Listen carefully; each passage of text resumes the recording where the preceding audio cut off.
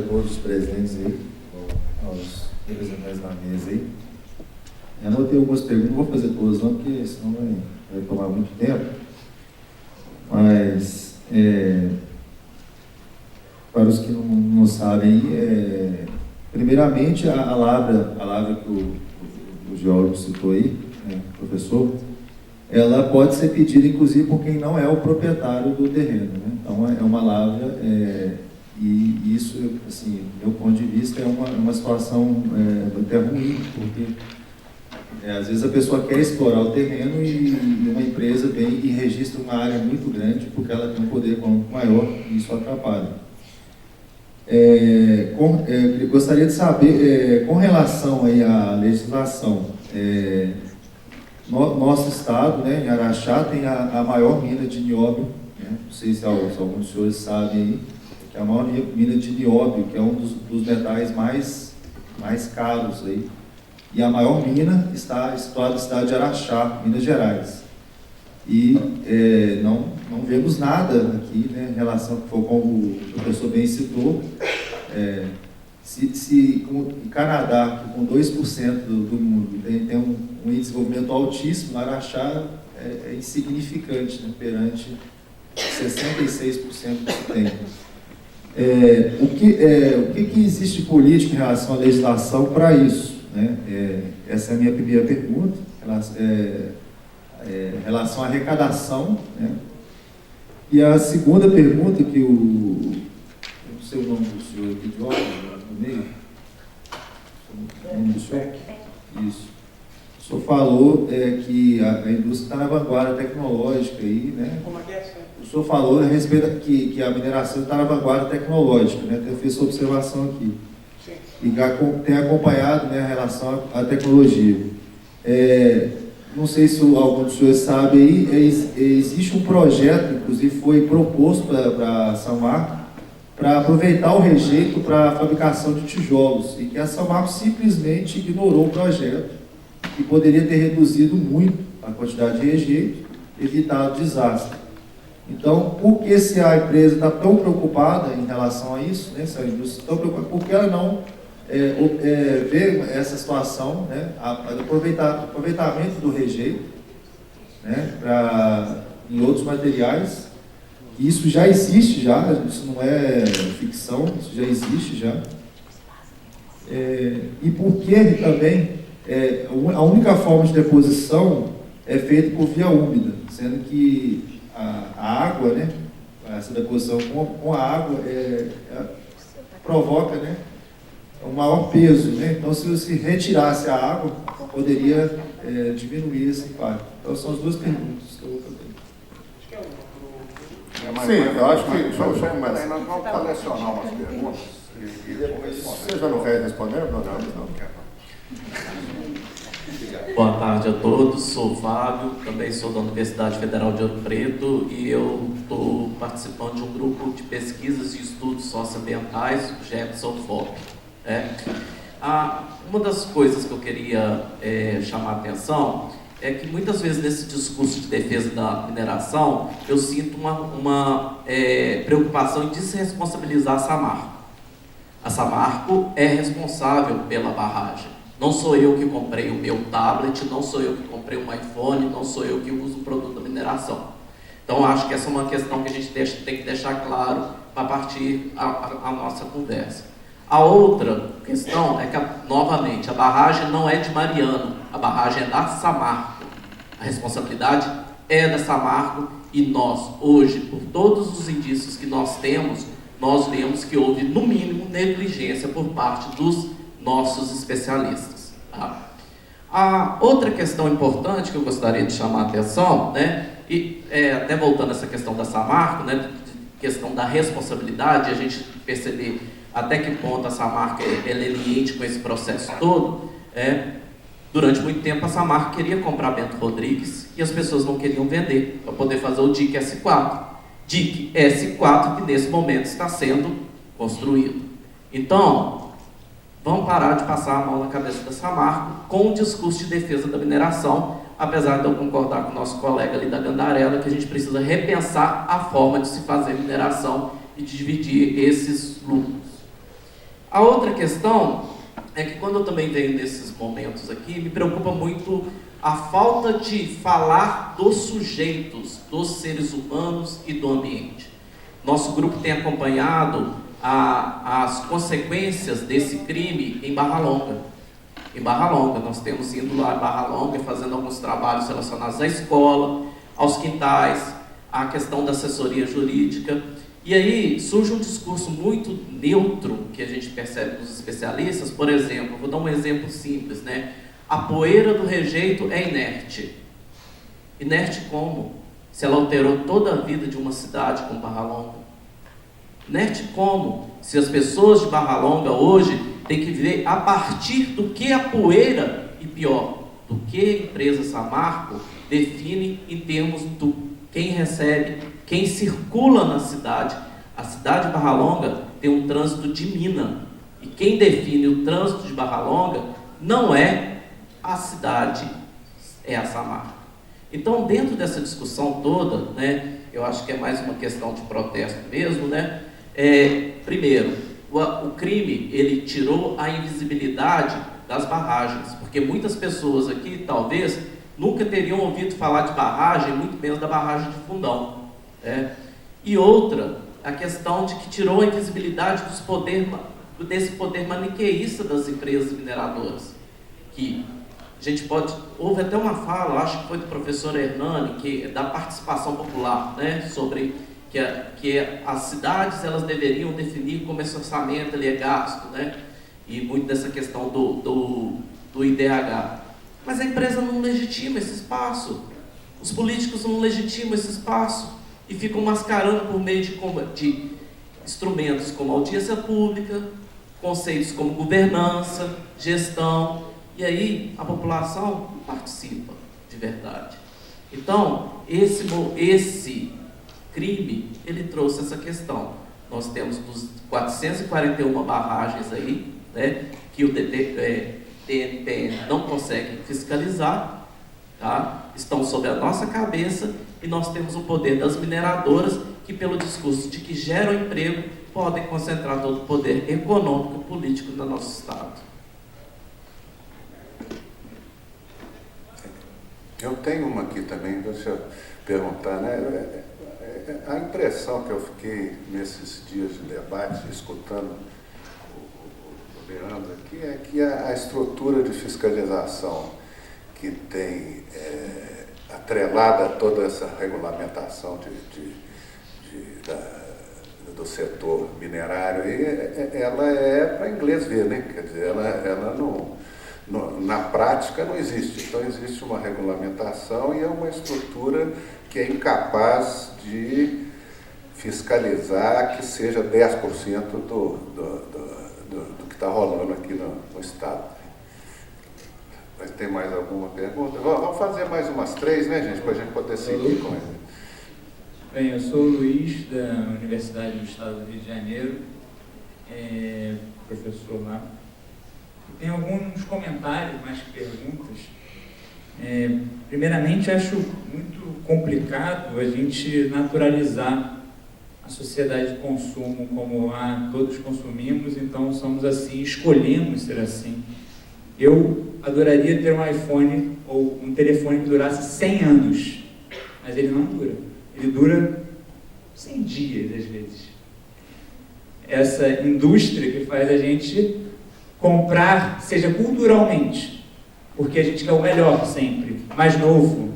Isso é construído, nem sempre escolhido de forma voluntária ou consciente.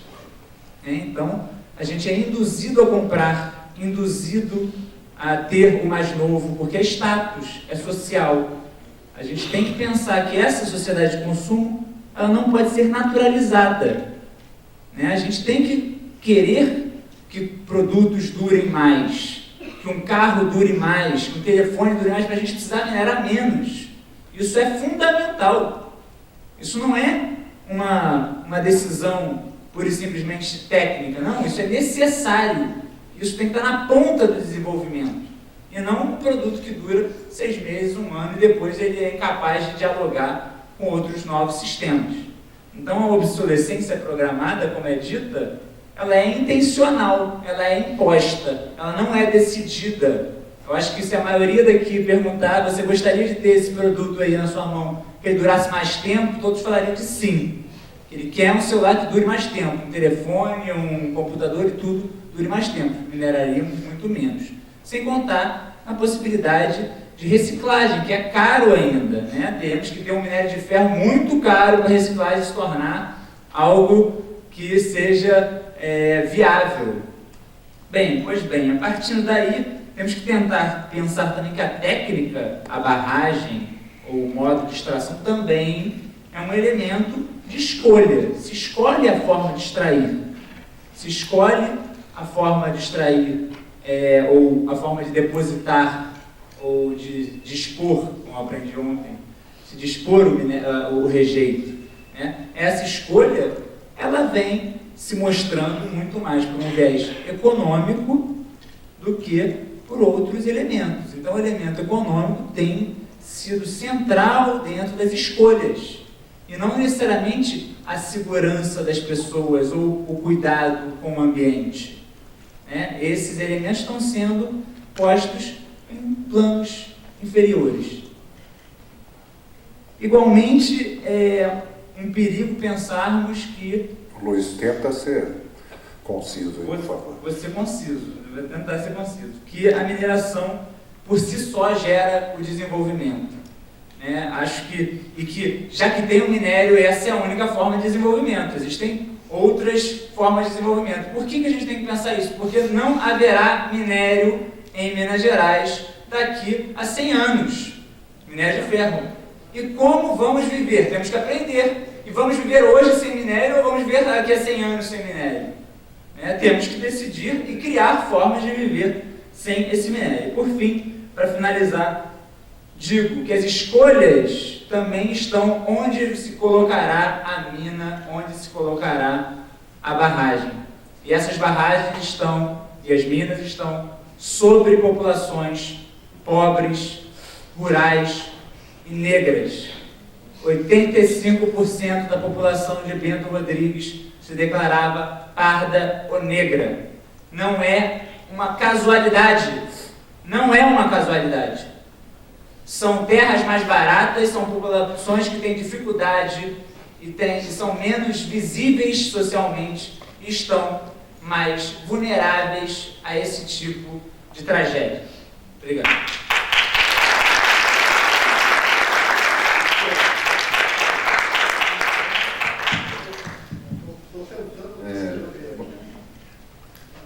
Boa tarde, eu sou Juliana, sou do coletivo Margarida Alves, de assessoria popular, e também só uma contribuição para o debate, porque eu acho que, para além dessa questão do consumo, né, da obsolescência da mercadoria, que o Luiz me contemplou muito bem na fala dele, também a gente pensar que empregos que são gerados pela mineração, né?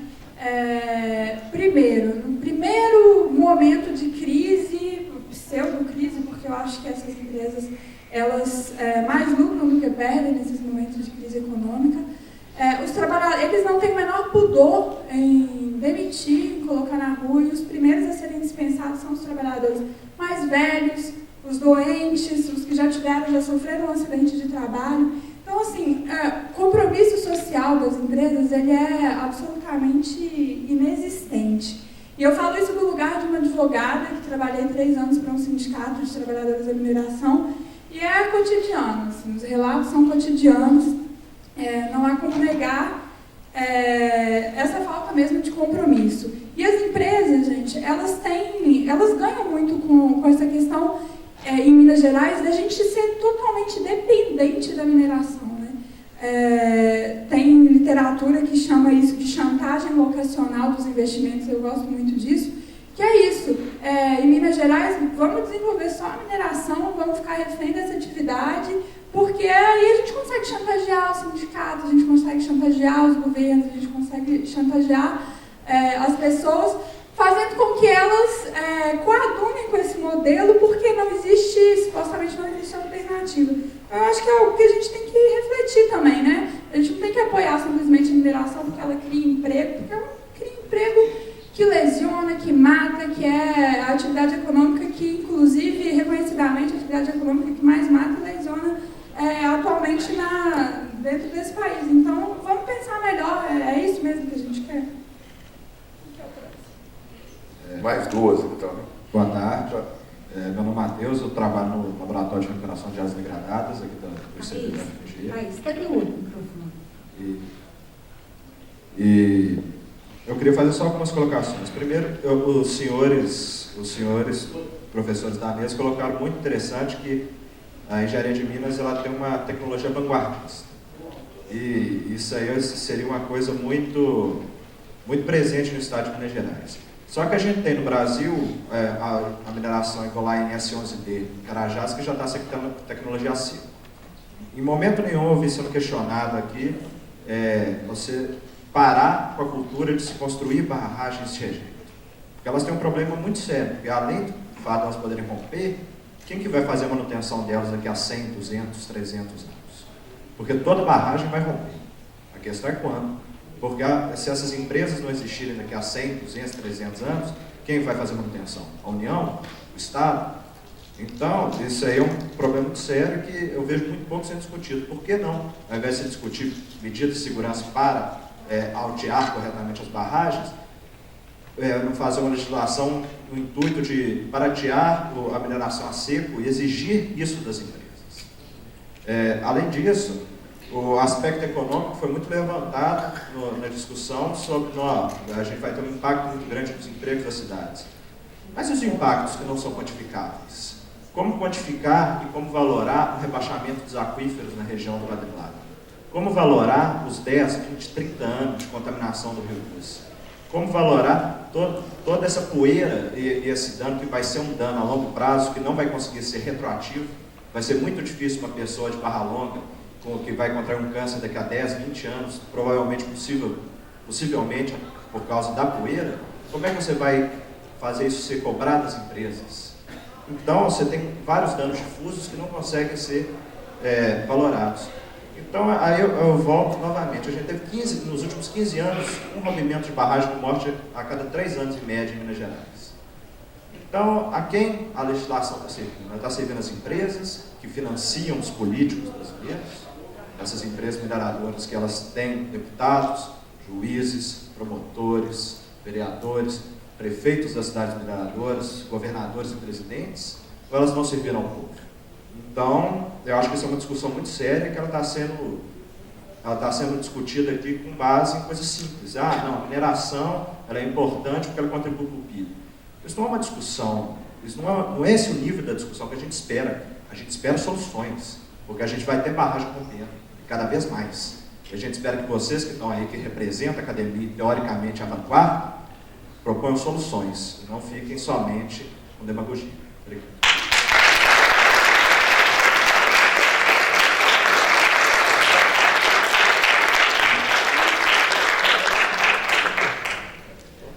Bem, Cláudio, sou geólogo, professor aposentado.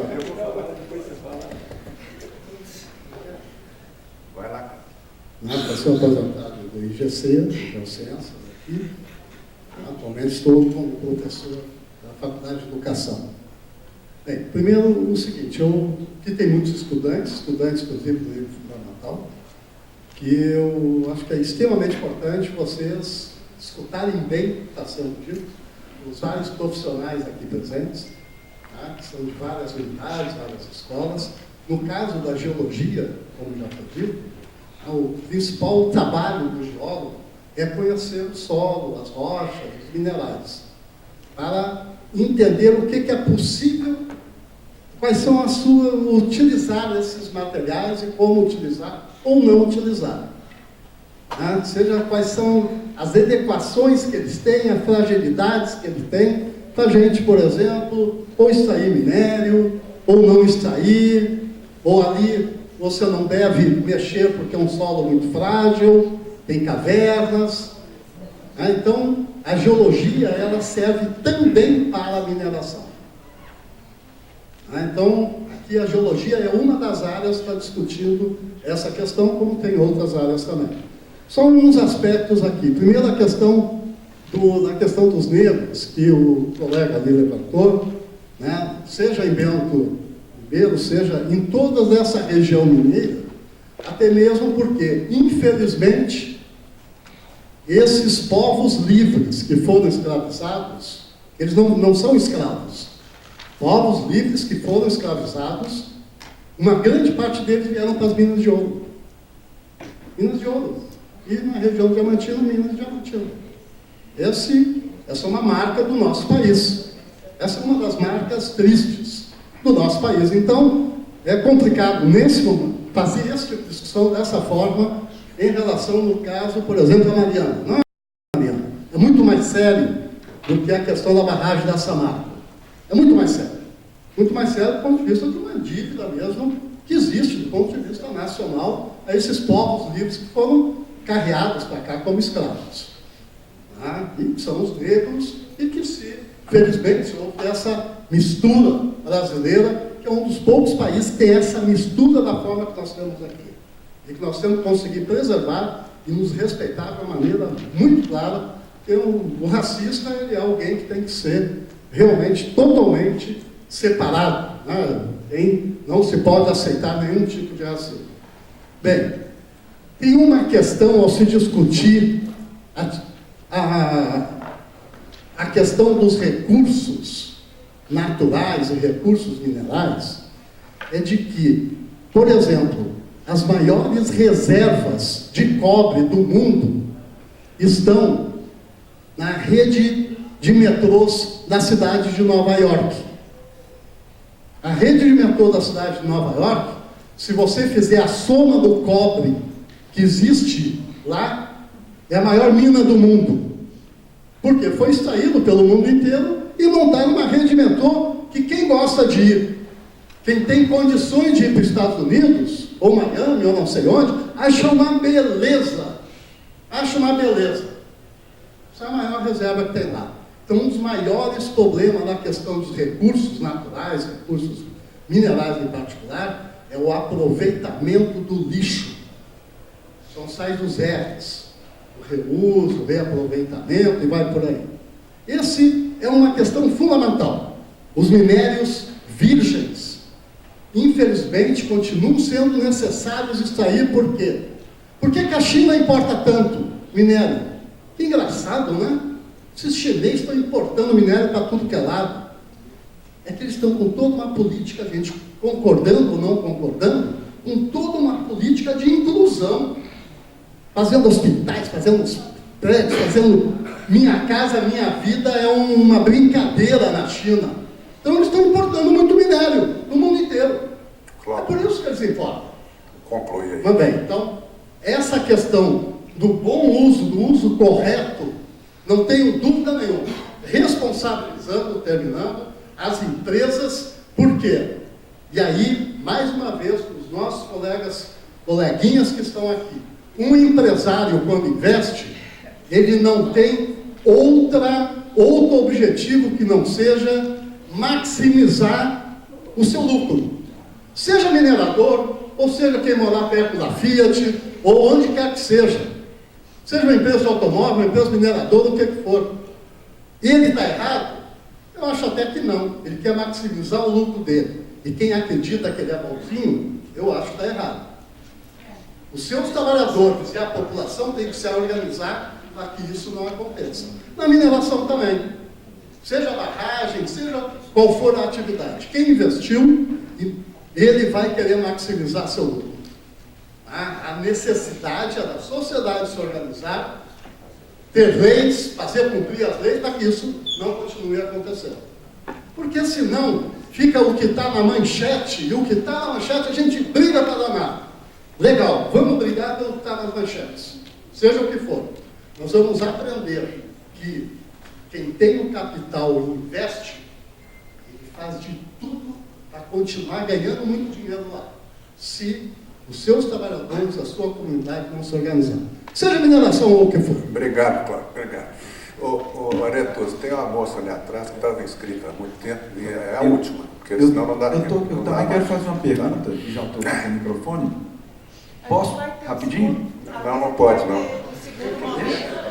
Vai ter o segundo momento. Nós vamos ter um segundo momento, porque senão não vai dar para a gente, para a mesa, responder, né? Tá certo? Então, vamos passar para a moça lá, por favor.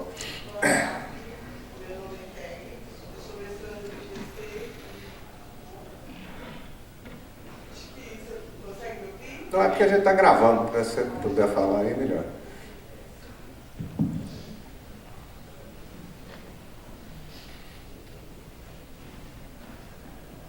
Boa tarde, meu nome é Kelly, eu sou mestrando do IGC e meu projeto é Plano Ambiental de Fechamento de Mina. E tem algumas coisas que eu não estou conseguindo entender. A gente é um país de tradição mineral, mas a nossa legislação é de 1967, um projeto de lei de 2012. A nossa Casa Legislativa em Minas Gerais estava às pressas reunida essa semana, por conta de sempre que acontece um incidente que a legislação se movimenta. A gente está falando do DNPM com portarias, mas eu não vejo um país que 7% do PIB é mineração, eu não vejo nenhum andamento, não estou conseguindo entender por que não tem um andamento político de uma legislação realmente para o setor mineral. Outra coisa, por que isso acontece, já que é tão importante, em números tão grandes? Outra coisa, professor, que eu também não estou conseguindo entender, na mineração, a obrigação da participação popular nas audiências públicas, quando no estudo de impacto ambiental, para as classes 5 e 6 também é uma exigência, que a gente sabe que a participação popular às vezes é mais oprimida nessas audiências públicas. No entanto, a gente viu aqui hoje, depois da fala dele, uma sincronicidade de aplausos, provando que a população não é diferente ou que quer participar, mas não consegue. Eu também não estou conseguindo entender por quê. Falando da barragem de Fundão, parece que a maioria das pessoas que moravam embaixo da barragem nem sabia que moravam embaixo da barragem. Então eu também não consigo entender por que a população, que uma matéria tão importante, ela não consegue realmente participar. O governo que cuida da CEFEM, o governante é que vai decidir como ele usa ou como ele não usa, mas essas cidades, a gente não vê uma participação, uma população forte de alguma forma. Eu também não consigo entender isso até agora. Se vocês puderem me ajudar a entender o que acontece com o país de tradição mineral e que, no entanto, a matéria mineral é completamente desprezada, apesar dos números do DNPM, que fica restrito toda a questão mineral do DNPM, é um órgão que não tem funcionários à altura. E a gente está falando de milhões e milhões de dólares ou euros que estiver mais valorizado hoje. Por quê? Eu não consigo entender. Obrigado, gente. Vamos passar para a mesa para dar uma resposta rápida aqui para as questões levantadas. Como é? Quer responder sobre o DNPM? Deixa eu só fazer um apanhado geral aqui. Não vou responder nenhuma pergunta específica, não. Só fazer um apanhado geral. Você perguntou da mineração aí, a contribuição dela, tá? Tem o CEFEM, tá? O dado que eu te passo aí, o CEFEM, ele cai no caixa único lá da União, 9,6% deveria ser repassado para o DNPM, não é repassado, tá? Em 2015 foi repassado somente 0,8%. Tem as porcentagens que tem que ser repassadas aí para as prefeituras também, tá? Então eu acho que a população tem que fazer o maior esforço para estar cobrando lá na linha de frente dos prefeitos, dos nossos políticos, o que tem que ser feito, tá? Então tem muita coisa que foi perguntada e foi colocada aqui, tá? Que eu não vejo como questão técnica. A gente está discutindo uma regulamentação técnica aqui, tem muita coisa que eu vejo aqui que são questionamentos que são feitos no âmbito político das coisas.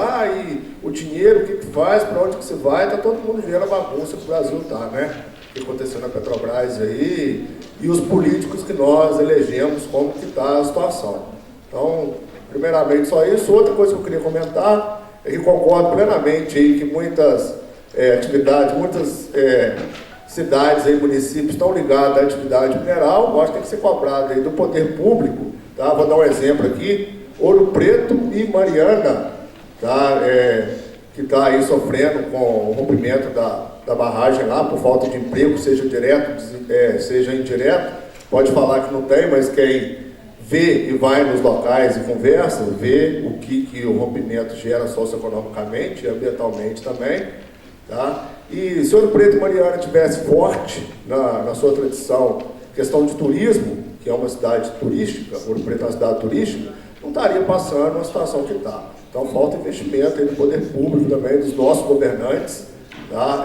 Estou aqui como DNPM, sou da sociedade, cobro também dos meus dirigentes lá, dos meus governantes, mas a gente tem que cobrar até onde a gente consegue, né? Então tem que ter mais participação de todo mundo aí junto. Então é uma coisa que deve ser cobrada, essa questão da parte do turismo aí. E quanto à questão do rejeito, que vem sendo falado aí, tá? É uma quebra de paradigmas nova, eu acho que deve ter sido apresentada aí ontem, anteontem, infelizmente não tive condições de estar presente, tá? Técnicas para você dispor o rejeito aí sem água, em pasta. Então isso aí é uma coisa que está sendo estudada, tá? Não sou especialista no assunto, não tem como responder para você. Tem? Não tem? Teve beneficiamento a seco de material? Teve. Então você vai recuperar só o minério de alto teor, a seco. Como fazia antigamente, você vai fazer um meandro lá nas serras, vai só comer só o filé e vai deixar o resto para trás. Então essas questões que eu coloco aí, e principalmente essa questão que concordo aí plenamente, que tem que ser avaliada, tem que ser feito convênios fortes aí, e as instituições têm que estar mais ligadas aí, o poder público, com as universidades, que é onde que vem desenvolver isso aí. Não adianta me pôr lá no DNPM, querer que eu vou fazer, arruma um jeito de colocar um rejeito a seco aí, ou em pasta, que eu não vou conseguir. Isso tem que ser desenvolvido pelos nossos professores aí, os laboratórios que a gente tem para tanto aí. Eu queria complementar também. Deu para perceber que o nível dos questionamentos e também das opiniões pode ser dividido entre aquilo que a gente teria de forma mais imediata, aquilo que a gente tem no médio e longo prazo.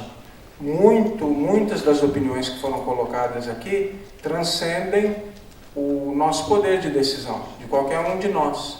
Por exemplo, decisões políticas que envolvam uma mudança de política econômica do país, tá? O tratamento da posse do bem mineral, como foi colocado pelo Paulo. O que nós queremos, qual é o plano diretor de desenvolvimento setorial para a indústria extrativa mineral? Isso envolve uma tomada de decisão de modelo de desenvolvimento econômico. Então, isso eu considero importante, foi colocado aqui, tá? É importante, mas não é o que a gente pode agir no curto prazo. A gente pode até dar a nossa opinião, nos somarmos a um inconformismo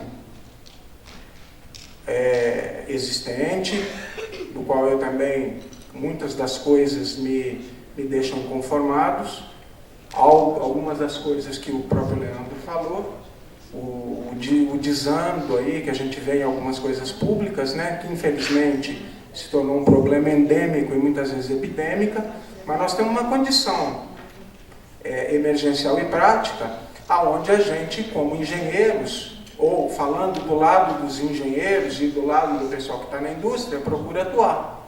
Mineração não é só disposição de rejeito. Mineração é também o uso eficaz de energia. Imaginem vocês se a gente estivesse usando a energia de uma forma ineficaz, aonde comprometesse, por exemplo, toda a matriz de geração de energia do país. Também seria um problema. Então nós estamos focando em várias áreas. No que diz respeito ao desastre de Mariana, a gente está muito, e aí eu falo uma opinião pessoal minha, passando por um processo dialético, que seria o quê? Nós temos uma tese, uma antítese e uma síntese. Qual era a tese? Vamos fazer barragens, porque o nosso processo é via úmida. Hoje a antítese se apresenta para nós, porque evidenciou o perigo que isso é. Eu acredito, e aí é uma opinião pessoal minha, que o pessoal da Samarco também foi pego de surpresa, apesar de, eventualmente, veja bem, a opinião de cada um. O dolo tem que ser comprovado. Não adianta. Esse é um problema do Brasil. Quem levantou a voz aí vai ouvir. Esse é um problema do Brasil. O Brasil é um problema nosso. Nós, eu acho que somos um povo muito criativo, mas muito pouco organizado. A gente não dá tempo para averiguar os aspectos técnicos que levaram ao acidente. Todo mundo já quer culpar, já quer pôr multa. Isso tem que existir. Mas pelo menos tem que saber exatamente o que aconteceu. Você me dá licença de falar, companheiro? Então, o que acontece? Vamos primeiro agir conforme a coisa deve ser tratada, e não no emocionalismo e na infantilidade. Agora, que há um processo dialético necessário, há em curso. Isso tem que ser mudado. O DNPM tem as suas dificuldades, mas é feito de pessoas sérias. Só que o governo está nessa situação. Seja A que não está, seja B que está, mas também a gente não sabe se ficará. Então a situação toda está muito complicada. Agora, o que nós podemos fazer em termos técnicos? Vamos começar a discutir alternativas, pastas, melhorias de processo, tá? Para tentar evitar esse tipo de problema daqui para frente. Agora, isso não é demagogia também não, viu, companheiro? Nós estamos aqui discutindo o que a gente pode em nível técnico, e o pessoal aqui é sério. Ninguém está aqui para enganar vocês não, tá?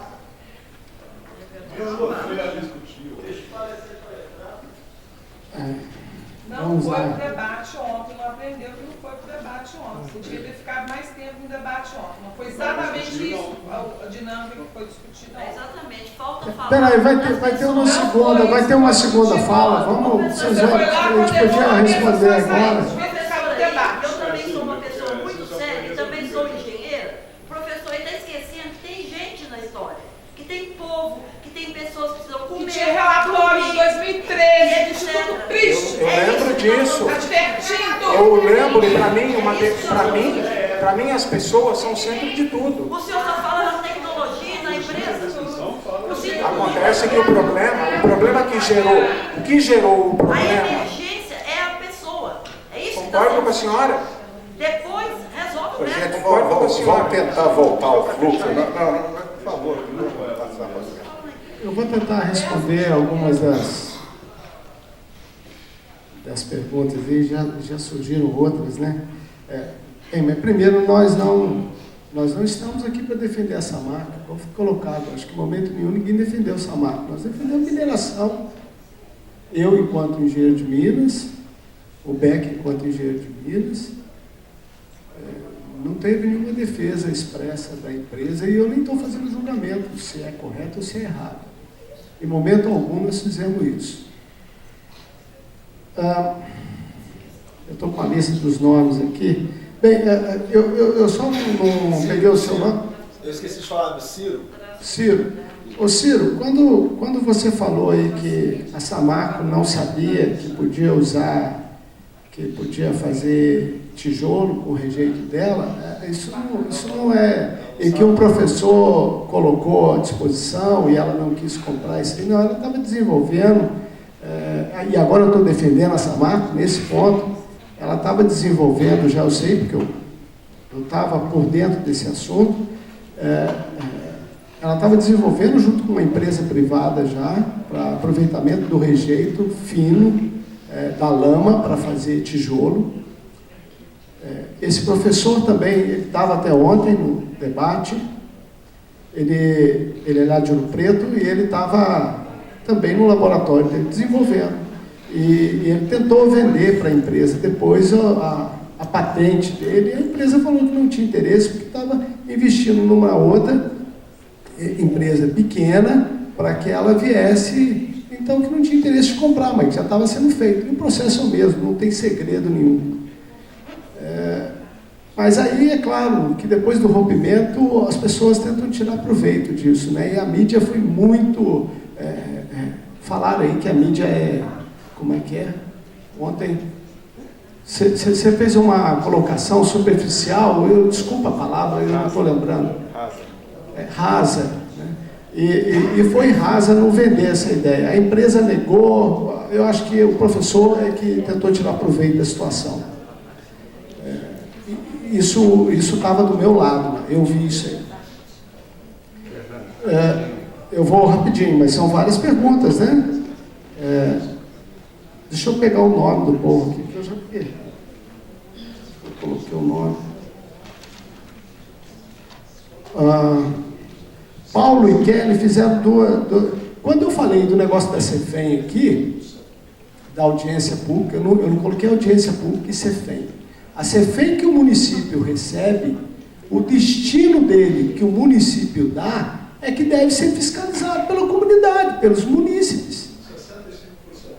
É isso que eu falei.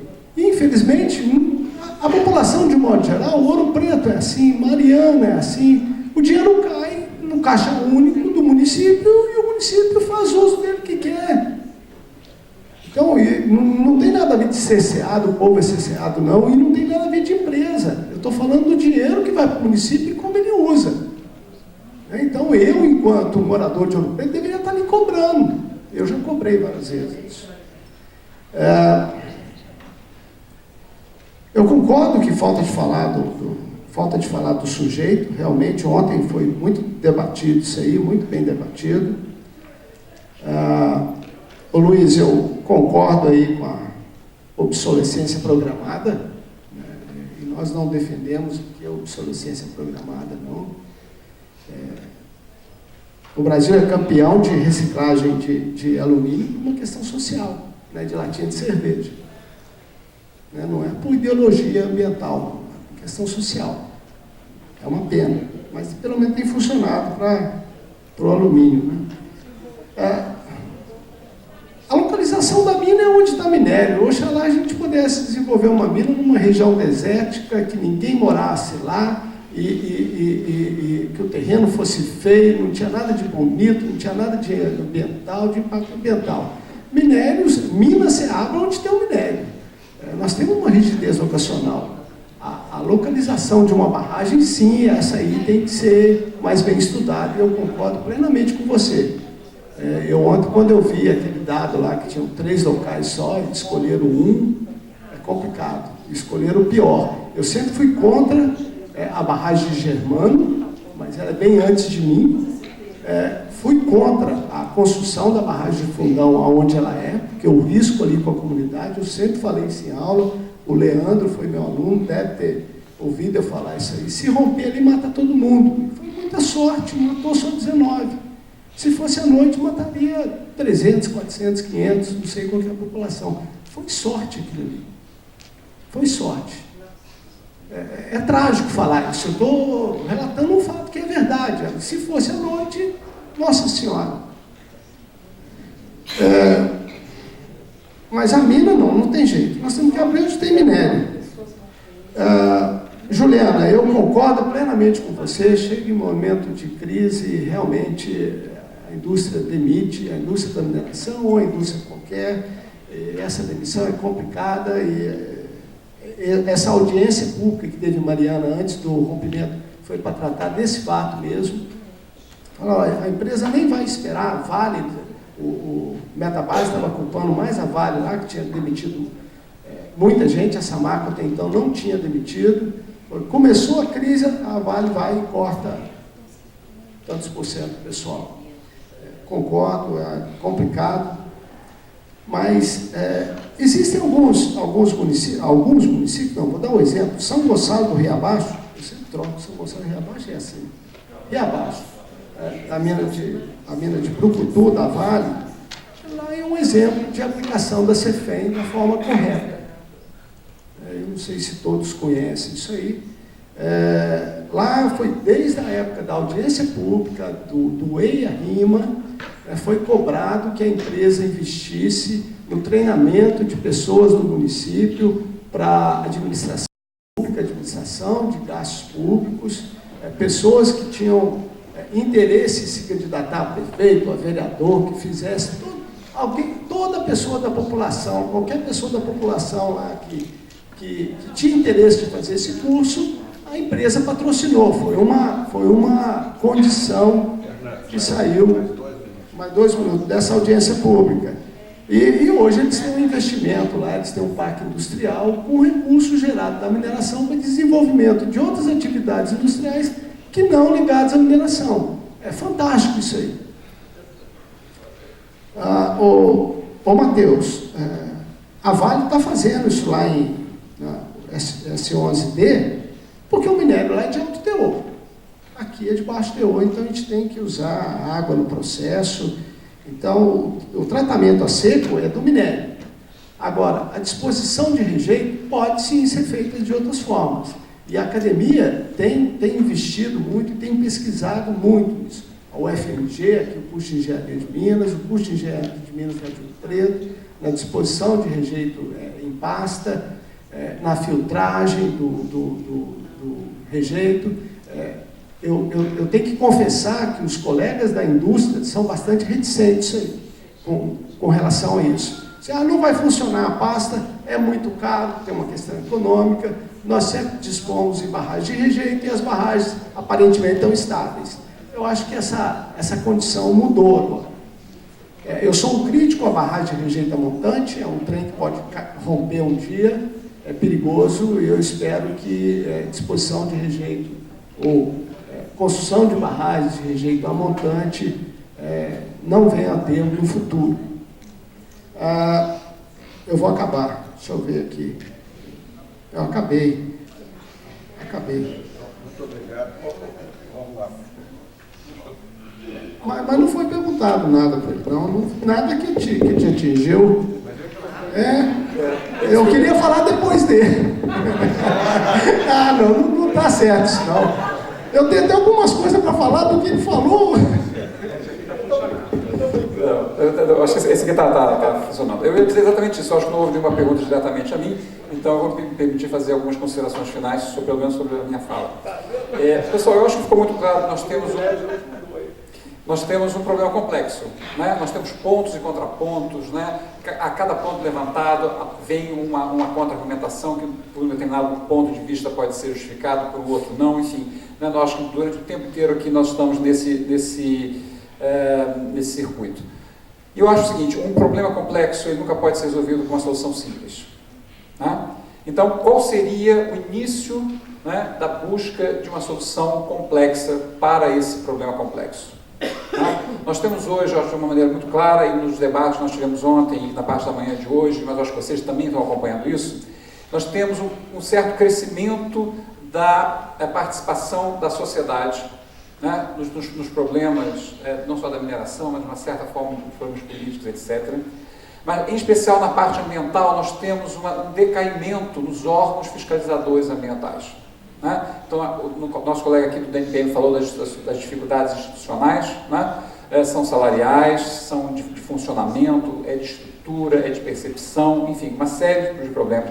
Nós sabemos que os órgãos estaduais de meio ambiente também são sucateados, os salários são aviltantes, e aí as soluções buscadas são sempre meia sola para se resolver, e aí gera um problema cada vez maior, né? O IEF teve que demitir funcionários contratados por contrato administrativo, porque ele tinha feito um concurso público, mas não efetivou os contratados, e o Ministério Público exigiu então que os contratados fossem demitidos para que fazesse valer o concurso. Enfim, nós temos uma série uma constelação de problemas que eu acho que a única solução, né, o início da solução é a participação da sociedade. Né? Quer dizer, o controle social, que é um termo que eu gosto muito, eu acho que é a solução. Né? E o controle social ele só pode começar a partir da informação. Né? Todo mundo tem que se informar. Né? Eu vou soltar aqui uma última informação para vocês, que eu acho que é muito emblemático em relação ao futuro do nosso país. Qual é o modelo econômico que o mundo quer que o Brasil assuma? Né? Nós sabemos que a China, a Índia e o Brasil são três grandes expoentes. Né? Os participantes do BRICS ainda tem a Rússia e a África do Sul. Mas eu quero colocar para vocês que durante a Rio+20 eu ouvi isso de uma maneira muito enfática. A função que esperam do Brasil o Brasil é o celeiro do mundo agrícola, o país das baixas taxas ou do baixo valor da energia elétrica, a Índia é o país dos serviços e a China é o país da indústria suja. Né? Então eu não vou falar muito da Índia nem da China, mas eu vou voltar para o Brasil. E nesse cenário, o Brasil deveria ser o fornecedor de matérias-primas, não só agrícolas, como também matérias-primas não renováveis, era também um país da geração de energia elétrica barata. Vocês sabiam, por exemplo, que para a Amazônia está prevista a construção de mais 30 belo-montes? E por que isso? Porque na Amazônia tem uma baixíssima densidade populacional, portanto, onde o controle social é baixo. Né? E por que as indústrias eletrointensivas estão tão interessadas nesse modelo para o Brasil? Porque elas não conseguem mais as suas licenças ambientais nos seus países de origem. E o Brasil é um país muito interessante, porque é um país em desenvolvimento, a mão de obra nossa é razoavelmente qualificada para assumir, né, papéis importantes sem os salários do primeiro mundo. Então, salários do terceiro mundo com qualificação de primeiro, isso é muito bom, né? E o custo da energia elétrica é muito barato. Então, nós temos à frente, pessoal, um modelo econômico que é o grande desafio, né? E isso só vai ser viável de se combater, de se participar, se houver um controle social. Então, vocês que estão aqui, né, em faixas etárias diferentes, momentos da vida diferentes, preparem-se. Se vocês querem mudar o Brasil, comecem a mudar vocês mesmos, né? Porque vai depender da participação de vocês, como vai ser o nosso futuro. Ok? Muito obrigado.